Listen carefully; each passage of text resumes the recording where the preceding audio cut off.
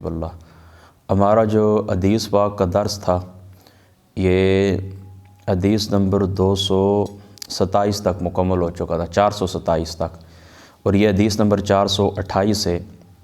وان عبداللہ ابن ابی بکر ابن محمد ابن عمرو ابن حزم ان فی کتاب الذی کتبہ رسول اللہ صلی اللہ تعالیٰ علیہ وآلہ وسلم لعمرو ابن حزم اللہ یمس القرآن الا طاہر، رواہ مالک والدارقطنی۔ حضرت عبداللہ ابن ابو بکر بن محمد بن عمرو بن حزم رضی اللہ تعالیٰ عنہ آپ سے روایت ہے، آپ فرماتے ہیں کہ بے شک وہ خط جو رسول پاک صلی اللہ تعالیٰ علیہ وآلہ وسلم آپ کی ذات اقدس نے حضرت عمرو بن حزم کی طرف لکھا تھا، اس میں یہ درج تھا، حضور علیہ الصلوۃ والسلام نے یہ بات درج کی تھی کہ قرآن پاک کو صرف باوضو انسان چھوئے، کوئی بھی بے وضو انسان قرآن پاک کو نہ چھوئے، ٹھیک ہے۔ یہ حضرت عبداللہ اور ان کے جو ابو ہیں حضرت ابو بکر اور محمد، یہ سب تابعین میں سے، ان کے جو جد تھے حضرت عمرو بن حزم، یہ صحابی رسول تھے، اور رسول پاک صلی اللہ تعالیٰ علیہ وآلہ وسلم آپ کی جو ذات مقدس ہے، آپ نے ان کو یمن کا عامل مقرر کیا تھا، یمن کی طرف بھیجا تھا، تو ان کی طرف حضور علیہ الصلوۃ والسلام کی ذات اقدس نے ایک خط لکھا تھا۔ اس وقت ان کی عمر تھی حضرت عمرو بن حزم کی تقریباً 17 سال، ٹھیک ہے۔ عمرو بن حزم کی عمر کتنی تھی؟ 17 سال۔ تو حضور علیہ الصلوۃ والسلام نے جو خط لکھا تھا، اس خط کے اندر فرائض اور سنن، اسی طریقے سے صدقات، دیت، قصاص وغیرہ کے احکام درج تھے، ٹھیک ہے۔ اور محدث دہلوی صاحب رحمۃ اللہ تعالی علیہ آپ لکھتے ہیں اشاعۃ اللمعات کے اندر کہ وہ خط سنتوں کے بیان میں بڑا مشہور ہے، وہ خط سنتوں کے بیان میں بڑا مشہور ہے، اور اس خط میں یہ بات بھی درج تھی کہ قرآن پاک کو باوضو انسان چھوئے، بے وضو انسان نہ چھوئے، ٹھیک ہے۔ تو یہاں سے ایک ادب پتہ چلا کہ قرآن پاک کو چھونے کے لیے وضو کا ہونا لازم ہے، ٹھیک ہے۔ دوسری بات یہ یاد رکھیں کہ حضور نبی پاک صلی اللہ تعالیٰ علیہ وآلہ وسلم کی سنت یعنی حدیث پاک، اس کی اجیت کے اوپر بھی یہ حدیث پاک دلیل ہے، اور حدیث کی کتابت کے اوپر بھی یہ حدیث پاک دلیل ہے، یعنی آقا علیہ الصلوۃ والسلام نے اس خط کے اندر سنتوں کا تذکرہ کیا ہے، فرائض کا تذکرہ کیا ہے، یہ حجت ہے کہ قرآن کے ساتھ ساتھ حدیث پاک بھی حجت ہے، اور حضور علیہ الصلوۃ والسلام نے لکھ کر یہ خط روانہ کیا، یہ حدیث پاک کی کتابت کی بھی بہت بڑی دلیل ہے۔ تو اس سے یہ بات ثابت ہوتی ہے کہ حضور علیہ الصلوۃ والسلام کے زمانہ پاک کے اندر ہی حدیث پاک کی کتابت کا رواج پڑ چکا تھا، ٹھیک ہے۔ اسی طریقے سے وہ جو شخص تھا جنہوں نے حضور علیہ الصلوۃ والسلام کا حجۃ الوداع کا خطبہ سنا تھا، انہوں نے کہا کہ یا رسول اللہ، تو حضور نے فرمایا تھا کہ ہاں ٹھیک ہے، فلاں کے لیے یہ خطبہ لکھ دو، آقا علیہ الصلوۃ والسلام نے لکھنے کو حکم دیا تھا، ٹھیک ہے۔ باقی بھی میں مثالیں آپ کو درجنوں بتا سکتا ہوں کہ حضرت ابو ہریرہ رضی اللہ تعالیٰ عنہ، اسی طریقے سے حضرت عمرو بن العاص، وہ جو کہتے ہیں کہ میری روایتیں جو ہیں تو اس وجہ سے کہ وہ فلاں جو صحابی رسول ہیں کہ وہ لکھتے کے تھے اور میں لکھتا نہیں تھا، ٹھیک ہے، یعنی وہ جو حدیث پاک حضور علیہ السلام کی زبان اقدس سے سنتے تھے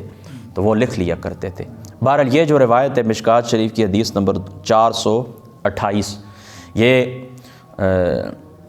حدیث کی اجیت اور کتابت دونوں کے اوپر دلیل ہے۔ آگے بڑھیے، حضرت نافع فرماتے ہیں، یہ جو ہے حضرت ابن عمر رضی اللہ تعالیٰ عنہ آپ کے آزاد کردہ غلام ہیں، اور یہ تابعی ہیں اور ثقہ ہیں اور کثیر الحدیث ہیں، ٹھیک ہے۔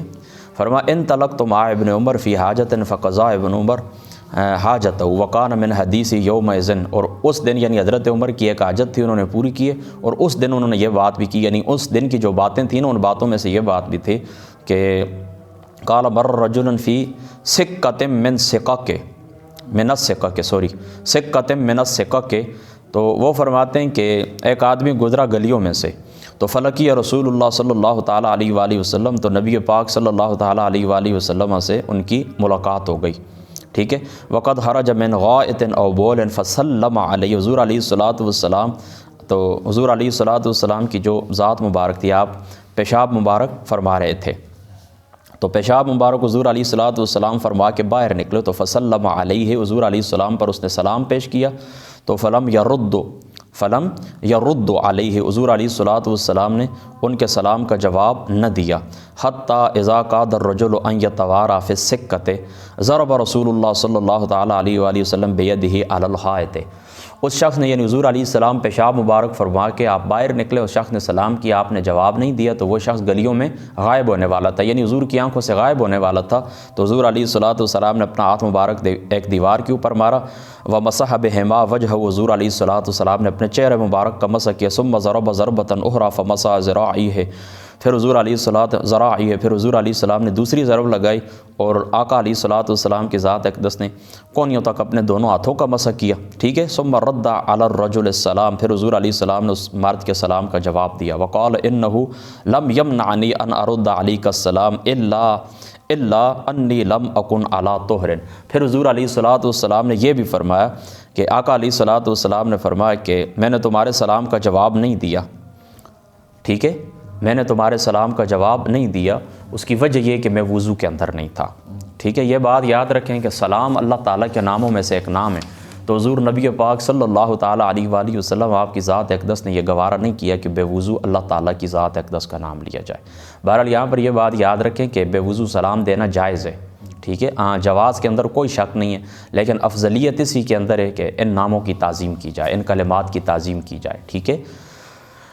ہاں، اللہ اکبر۔ ایک اور بھی اس کی توجیہ محدث دہلوی صاحب رحمۃ اللہ تعالی علیہ آپ نے بیان کیا، آپ فرماتے ہیں کہ اس وقت اللہ تعالیٰ کے حضور علیہ السلام کی ذات مقدسہ کے اوپر انوار و تجلیات کا انتہائی غلبہ تھا، انتہائی غلبہ،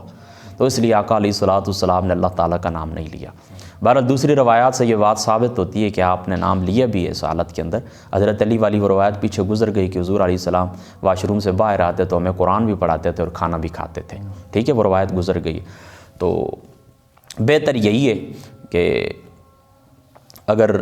سمجھتے ہو کہ سلام کا جواب تھوڑی دیر بعد دے دوں گا وضو کر کے تب بھی ٹھیک ہے، لیکن اگر کسی شخص کے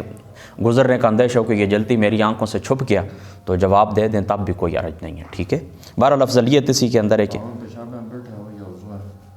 نہیں بات پھر اس طرف تو ہے ہی نہیں، اس طرف ہے ہی، یہ تو آقا علیہ السلام باہر آ چکے تھے، ٹھیک ہے۔ بہرحال طہارت کے ساتھ سلام کا جواب دینا محدثین نے لکھا ہے کہ افضل اور اعلیٰ ہے، طہارت کے ساتھ، بس آسان سی بات۔ آگے بڑھیے، حضرت مہاجر ابن قنفذ انہ اتی النبی صلی اللہ علیہ وسلم وہو یبول فسلم علیہ، یہ حضرت مہاجر ابن قنفذ رضی اللہ تعالیٰ عنہ، ان کا نام خلف ابن عمیر ہے، خلف ابن عمیر بھی ٹھیک ہے اور خلف ابن عمیر بھی ٹھیک ہے، ان کا نام ہے اور مہاجر ان کا لقب ہے۔ تو یہ فرماتے ہیں کہ وہ حضور علیہ السلام کے پاس تشریف لائے، وہ ہوا یبول فسلم علیہ، حضور علیہ السلام پیشاب مبارک فرما رہے تھے، فسلم علیہ، تو انہوں نے حضور کو سلام دیا، فلم یرد علیہ، حضور علیہ السلام نے سلام کا جواب نہیں دیا، حتی توضا، یہاں تک کہ حضور نے وضو فرما لیا، ثم اعتذر الیہ فقال انی کرہت ان اذکر اللہ الا علی طہر، حضور علیہ السلام کی پھر ذات اقدس نے ان سے معذرت بھی کی ہے، یہاں پر معذرت بنتی نہیں ہے، ٹھیک ہے، یہاں پر معذرت بنتی نہیں ہے، آقا علیہ السلام کی ذات اقدس نے جو معذرت کی یہ بطور تبرع اور یہ بطور کرم تھا، آقا علیہ السلام کا کرم تھا، ٹھیک ہے۔ بہرحال یہاں پر یہ بات یہ یاد رکھنی چاہیے کہ اس امر کی یہ دلیل ہے اس بات میں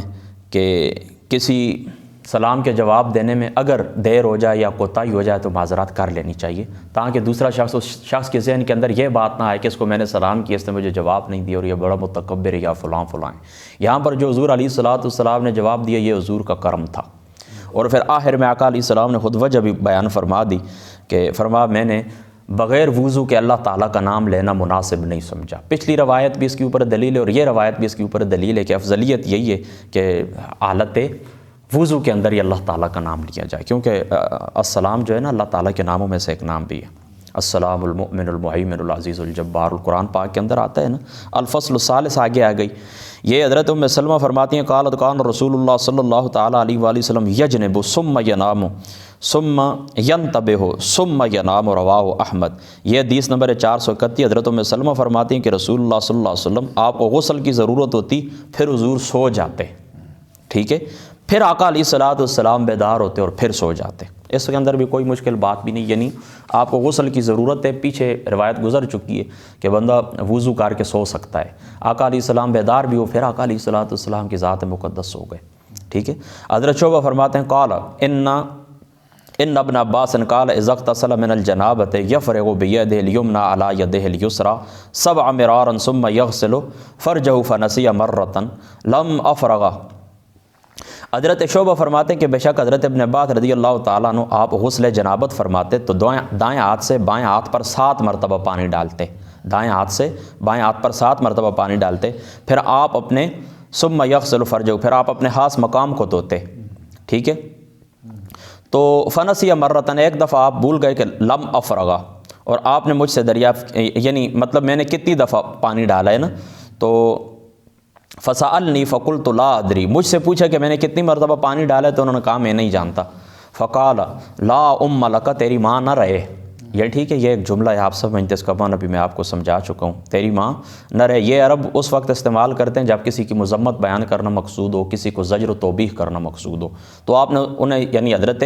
شعبہ کو زجر و توبیخ کی کہ تو نے میری دفعہ کیوں نہیں یاد رکھی کہ میں نے کتنی دفعہ پانی ڈالا ہے۔ تو یہاں سے یہ بات بھی ثابت ہوتی ہے کہ جو استاد ہوتا ہے وہ شاگرد کو تنبیہ کر سکتا ہے، ڈانٹ ٹپٹ کر سکتا ہے، اور شاگرد کو بھی چاہیے کہ جس وقت اپنے استاد کی خدمت میں حاضر ہو تو اپنا دماغ حاضر رکھے، اپنے استاد کی باتوں کو نوٹ کرے، کاؤنٹ کرے، اور جو باتیں یاد رکھنے کی وہ ضرور یاد رکھے۔ اگر ایسا نہ کرے تو استاد اس کو سزا دے سکتا ہے، ٹھیک۔ وما یمنعک ان تدری ثم یتوضا وضوء للصلاۃ ثم یفیض علی جلدہ الماء ثم یقول ھکذا کان رسول اللہ صلی اللہ تعالیٰ علیہ وآلہ وسلم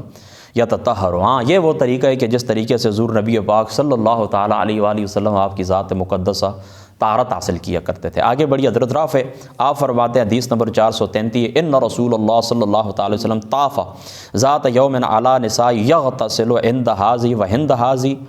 حضرت ابو رافع فرماتے ہیں کہ بے شک ایک رات تمام ازواج کے ساتھ حضور صلی اللہ تعالیٰ علیہ وسلم مصروف ہوئے، اور ہر ایک سے فراغت کے بعد حضور علیہ الصلوۃ والسلام کی ذات اقدس نے غسل فرمایا۔ پہلے روایت گزر چکی ہے کہ ایک غسل سے ساری ازواج مطہرات کے اوپر طواف کی، حضور علیہ السلام تشریف لے گئے، اور اس روایت کے اندر آتا ہے کہ سب ازواج کے پاس گئے اور الگ الگ غسل کیے۔ یعنی عظیمت اسی کے اندر یہ بہتر اور افضلیت یہی ہے کہ جس زوجہ کے ساتھ، جس بیوی کے ساتھ بندہ مصروف ہو پھر غسل کر لے، پھر دوسری کے پاس جائے۔ لیکن اگر ایسا نہ کرے اور وہ سب کے پاس اکٹھا چلا جائے اور اکٹھا ہونے مطلب سب کے ساتھ اپنی مصروفیت کرنے کے بعد پھر غسل کرے تو اس کی بھی اجازت ہے، ٹھیک ہے۔ وہ رخصت ہے اور یہ عظیمت ہے، ان دو احادیث مبارکہ کے درمیان یہ تطبیق ہو گئی۔ اور یہاں پر یہی بات بھی ثابت ہوتی ہے کہ حضور علیہ السلام ایک رات اپنی تمام ازواج کے پاس تشریف لے گئے، تو احناف کا یہی موقف ہے کہ حضور علیہ الصلوۃ والسلام کی ذات مقدسہ کے اوپر بیویوں کی باریاں مقرر کرنا واجب نہیں تھا۔ یہ حضور علیہ الصلوۃ والسلام نے جو باریاں مقرر کی ہوئی تھیں، یہ حضور علیہ الصلوۃ والسلام کا کرم تھا۔ حضور علیہ الصلوۃ والسلام نے ان کے اوپر احسان فرمایا، اور بطور خود یعنی واجب نہیں تھی، اور حضور علیہ الصلوۃ والسلام نے باریاں مقرر فرمائیں۔ اور جو علماء یعنی احناف کے علاوہ جو علماء اس بات کے قائل ہیں کہ حضور علیہ الصلوۃ والسلام کی ذات مقدسہ کے اوپر باریاں اللہ تعالیٰ کی ذات اقدس کی طرف سے واجب تھیں، پھر اس مقام کے اوپر وہ یہ تعویل کرتے ہیں کہ حضور علیہ الصلوۃ والسلام جس زوجہ کا نمبر تھا، یعنی جس حضور علیہ الصلوۃ والسلام جس زوجہ کے پاس حضور کی باری تھی، تو آقا علیہ الصلوۃ والسلام ان سے اجازت لے کر دوسری بیویوں کے پاس تشریف لے کر گئے، ٹھیک ہے۔ اس کے اندر بھی کوئی مشکل بات نہیں ہے کہ میں آپ کو تفصیل بیان کروں۔ آگے بڑھیے۔ وعن الحکم ابن عمرو وقال رسول اللہ صلی اللہ علیہ وسلم ان یتوضا الرجل بفضل طہور المرأة، رواہ احمد۔ حضرت حکم ابن عمرو رضی اللہ تعالیٰ عنہ آپ نے فرمایا کہ رسول اللہ صلی اللہ تعالیٰ علیہ وسلم نے نہا رسول اللہ صلی اللہ تعالیٰ علیہ وسلم ان یتوضا الرجل بفضل طہور المرأة، حضور علیہ الصلوۃ والسلام کی ذات اقدس نے منع کیا ہے کہ مرد عورت کے بچے ہوئے پانی سے وضو کرے، مرد عورت کے بچے ہوئے پانی سے وضو کرے، اس بات سے حضور علیہ الصلوۃ والسلام نے منع فرمایا۔ اچھا، پیچھے جو روایت گزری ہے کہ جس روایت سے یہ ثابت ہوتا ہے کہ عورتوں کے چھوڑے ہوئے پانی سے غسل کیا جا سکتا ہے، وضو کیا جا سکتا ہے، وہ رخصت ہے۔ وہ کیا ہے؟ وہ رخصت ہے۔ یہ حدیث پاک جو اس کے اندر حضور علیہ الصلوۃ والسلام نے منع کی، یہ عظیمت ہے۔ اس کی وجہ یہ نا کہ یہ جو خواتین ہوتی ہیں اتنا زیادہ نظافت اور طہارت کے جو معاملات ہوتے ہیں اتنا خیال نہیں رکھتی ان باتوں کا، ان سے کچھ کمزوری واقع ہو جاتی ہے۔ تو لہٰذا اگر الگ پانی سے یعنی جو پانی ان کا چھوڑا ہوا اس کو چھوڑ کر دوسری پانی سے غسل کریں، وضو کریں تو وہ زیادہ بہتر ہے۔ لیکن اگر کر لیں ان کے چھوڑے ہوئے جھوٹے پانی سے وضو کر لیں، غسل کریں، تب بھی کوئی کراہت نہیں ہے، اجازت ہے اس بات کی۔ آگے بڑھیے۔ حضرت حمید الحمیری وہ فرماتے ہیں لقیت رجل صاحب النبی صلی اللہ تعالیٰ علیہ وسلم 4 سنین کما صاحبہ ابو ہریرہ رضی اللہ، یہ فرماتے ہیں کہ میں ایک ایسے شخص کو ملا جیسے 4 سال نبی پاک صلی اللہ تعالیٰ علیہ وآلہ وسلم کی صحبت حاصل ہوئی، جس طرح حضرت ابو ہریرہ کو صحبت حاصل ہوئی ہے۔ قال نہا رسول اللہ صلی اللہ تعالیٰ علیہ وآلہ وسلم ان نغتسل المرأة بفضل الرجل او یغتسل الرجل بفضل المرأة، حضور علیہ الصلوۃ والسلام کی ذات اقدس نے منع فرمایا کہ مرد دوسرے مرد کے بچے ہوئے پانی سے یا عورت مرد کے بچے ہوئے پانی سے غسل کرے۔ ٹھیک ہے، آگے کچھ الفاظ مختلف روایات کے یہ الگ ہیں۔ اس کے آخر کے اندر یہ بھی آتا ہے کہ نہا ان یمتشط احدنا کل یوم، نہا ان یمتشط احدنا کل یوم، حضور علیہ الصلوۃ والسلام کی ذات اقدس نے ہمیں روز روز کنگھی کرنے سے منع فرمایا ہے، روز کنگھی کرنے سے منع فرمایا ہے۔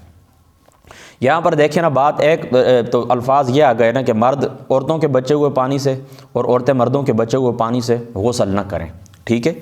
بہرحال کر بھی سکتے، میں آپ کو پہلے بتا چکا ہوں کہ وہ رخصت ہے اور یہ عزیمت ہے، ٹھیک ہے۔ اور دوسری اس روایت کے اندر یہ جو بات آ گئی ہے، اور یہ بات یہاں پر آپ نے یہ بھی یاد رکھنی کہ یہ دونوں روایتیں جو میں نے آپ کے سامنے پڑھی ہیں، یعنی پہلی بھی حدیث نمبر 434 بھی اور حدیث نمبر 435 بھی، محدثین اس حدیث پاک کی سند کے اوپر سخت کلام کرتے ہیں، یعنی اس حدیث پاک کی سند کے اوپر کلام کیے گئے اور اسے ضعیف قرار دیا گیا ہے۔ بہرحال چلو کوئی بات بھی نہیں، مشکل اس کے اندر نہیں ہے، میں آپ کو پہلے بتا چکا ہوں کہ دونوں ٹھیک ہیں۔ اگر مرد عورت کا پانی استعمال کرے، عورت مرد کا پانی استعمال کرے تو اجازت ہے، لیکن افضلیت اسی ہے کہ الگ الگ پانی استعمال کریں۔ یہاں پر جو آتا ہے کہ حضور علیہ السلام نے روز روز کنگھی کرنے سے منع کیا ہے، اس کا کیا مطلب ہے؟ یعنی کیا آپ روز کنگھی نہیں کر سکتے؟ اس طرح کے میرے جو ذہن کے اندر بات آتی ہے، اگر صحیح ہے تو اللہ تعالیٰ کی ذات اقدس قبول فرمائے، ہو سکتا ہے کہیں کے ادھر میرے مطالعے سے گزری ہو، یا پھر اس طرح اگر صحیح نہیں ہے تو اللہ تعالیٰ کی ذات اقدس معاف فرمائے کہ روز کنگھی کرنے سے منع کرنے سے یہ مراد ہے کہ کنگھی کرنا آتا ہے ہار سنگار کے اندر، ہار سنگار کے اندر، اور بلا شبہ جو خواتین ہوتی ہیں ان کو تو ہار سنگار اپنے خامندوں کے لیے کرنے کی اجازت ہے، لیکن جس زمانے کے اندر ہم جی رہے ہیں نا، اس زمانے کے اندر جو خواتین ہیں تو اپنے مردوں کے لیے، اپنے خامندوں کے لیے سجنا سورنا برداشت نہیں کرتی، اور جن لوگوں کے لیے ان کو نہیں سجنا چاہیے وہاں پر سجنا سورنا وہ کرتی ہیں، وہاں پر ہار سنگار کرتی ہیں غیروں کو دکھانے کے لیے، اور اپنے خامندوں کے لیے جن کے لیے حکم دیا گیا ہے کہ آپ اپنے آپ کو سجائیں ان کے لیے، تو ان کو یہ نعمت میسر نہیں ہے۔ تو خواتین کو سب سے پہلے تو اس بات کے اوپر بھی غور کرنا چاہیے، بہرحال روز کنگھی مرد ہو یا خواتین ہو کر سکتی ہیں۔ یہاں پر اس حدیث پاک سے جو مجھے سمجھ آئی ہے وہ یہی ہے کہ ہار سنگار جو مردوں کے لیے جو ہار سنگار ہے وہ روز روز، یعنی انسان اس طرح نہ کرے کہ اپنے میک اپ کے اوپر مرد حضرات گھنٹوں صرف کریں روزانہ، یعنی کبھی اس طرح ہو سکتا ہے کہ آپ اپنے آپ کو ستھرا کریں، نئے کپڑے پہنیں، جو کچھ آپ استعمال ہے روزمرہ استعمال کی جو چیزیں ہوتی ہیں، کریم ہوتی ہے، سرما ہوتا ہے، خوشبوئیں ہوتی ہیں، آپ استعمال کریں، یہ ٹھیک ہے،